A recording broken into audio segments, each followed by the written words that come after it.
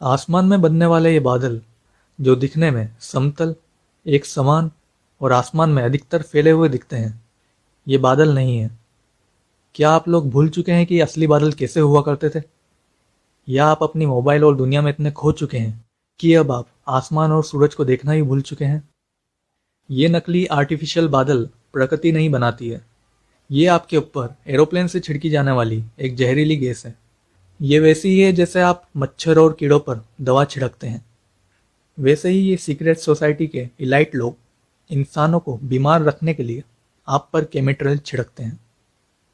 इस केमिकल शब्द का मतलब होता है केमिकल से बनाया हुआ रास्ता, जो दिखने में शुरुआत में एक रोड और रास्ते जैसा ही होता है। पर ये एरोसोल गैस आसमान में इतनी फैल जाती है कि कुछ ही घंटों में पूरे आसमान में एक समतल बादल का रूप ले लेती है। तो इसे आप एक प्रकृति का बादल समझने की भूल ना करें, क्योंकि प्रकृति में कोई भी चीज एक समान और एक जैसी नहीं होती है। आप किसी भी बुजुर्ग से पूछ लीजिए, क्या उनके बचपन में बादल ऐसे हुआ करते थे या ऐसे हुआ करते थे? तो केमिट्रेल्स को अधिकतर सरकारें अफवाह बताकर नकार देती है। इसे एरोप्लेन के इंजन और आसमान में ठंडी हवा में बनी नमी के कारण एक पानी का बादल कहकर भुला दिया जाता है।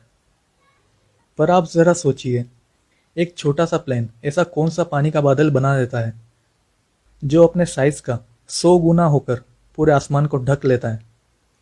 तो ये टॉप पर बैठे लोग तो आपको बिल्कुल बेवकूफ़ समझते हैं कि इन्हें क्या ही समझ आएगा।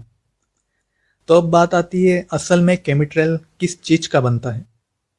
ये एक मिक्सचर होता है जिसमें होता है एल्यूमिनियम, बेरियम, लेड, मर्क्यूरी जैसे हैवी मेटल्स के बारीक पार्टिकल, और साथ ही इसमें जेनेटिक मॉडिफाइंग वायरस के सेल, प्लास्टिक के फाइबर और कई हानिकारक और बीमार कर देने वाली चीज़ें होती है, जिसे ये एरोसोल फॉर्म में आसमान में हवा का रुख और तापमान देखकर अलग अलग दिन में अलग अलग समय पर छिड़कते हैं, जो धीरे धीरे आसमान में फैलकर नीचे आता है और आपके पानी खाने में मिलता है, आपकी ज़मीन को बंजर करता है, आपके सांस लेने वाली हवा को ख़राब करता है, जिस वजह से आपको अल्जाइमर, ऑटिज्म, फेफड़ों की बीमारियां और कैंसर जैसी कई बीमारियों को जन्म देने के लिए आपके शरीर को तैयार करता है।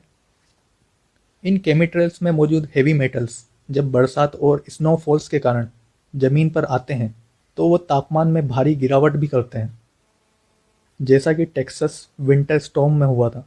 वहाँ गिरी हुई बर्फ एल्यूमिनियम की मौजूदगी के कारण आसानी से पिघल भी नहीं रही थी और वहाँ का तापमान उस वजह से जानलेवा बन चुका था।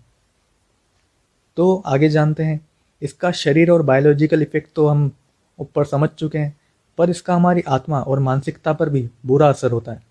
जैसा कि आप थोड़ा जानते ही होंगे, हम सिर्फ एक शरीर नहीं है, हम आत्मा है जिन्होंने शरीर धारण किया हुआ है, और वो आत्मा की एक वाइब्रेशन स्टेट होती है। जैसे आप खुश होंगे तो आपके दिमाग में अलग तरंगों का संचार होगा, और जब आप दुखी होंगे तो आपके दिमाग में अलग तरंगे प्रवाहित होगी, जिससे आपके शरीर का वाइब्रेशन स्टेट बदलता रहता है। वैसे ही ये मेटल टॉक्सिन्स जो आपके शरीर में जाते हैं, ये सेलफोन रेडिएशन को एब्जॉर्ब करके आपके मूड को डिप्रेस, स्ट्रेस और आत्मा के वाइब्रेशन को भी लो करते हैं।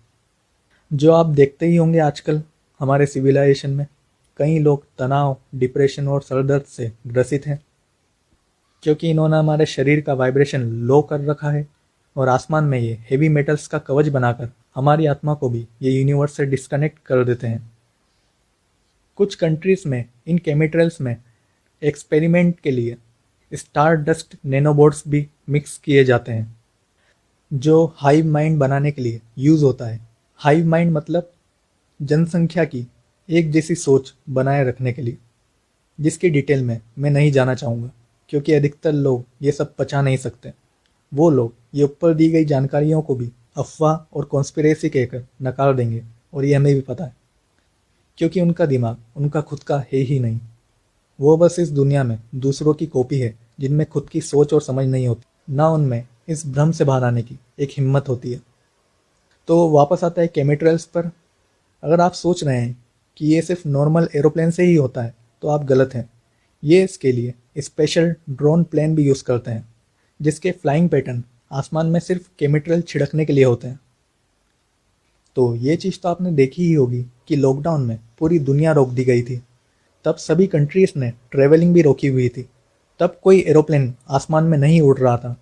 उन दिनों में भी हमने ये केमिकल्स आसमान में देखे हैं। तो ये भ्रम में ना रहे कि ये सिर्फ कमर्शियल ट्रैवल वाले एरोप्लेन से ही होता है। ये इसके लिए स्पेशल ड्रोन्स भी यूज़ करते हैं। तो इसे एंड करते हैं। ये कोई सिंगल कंट्री के अंदर चलने वाला एजेंडा नहीं है। ये यूनाइटेड नेशंस का जियो इंजीनियरिंग का पार्ट है। ये सीक्रेट सोसाइटीज़ की उन एलाइट्स द्वारा इंसानियत के खिलाफ चल रही जंग है। और अब इन्होंने इन केमिकल्स की व्यापकता और बढ़ा दी है। इन चीज़ों को नज़रअंदाज करने से कोई समाधान नहीं निकलने वाला। इसको लेकर जागरूक होने पर ही इसे रोका जा सकेगा। तो जागिए और जगाइए।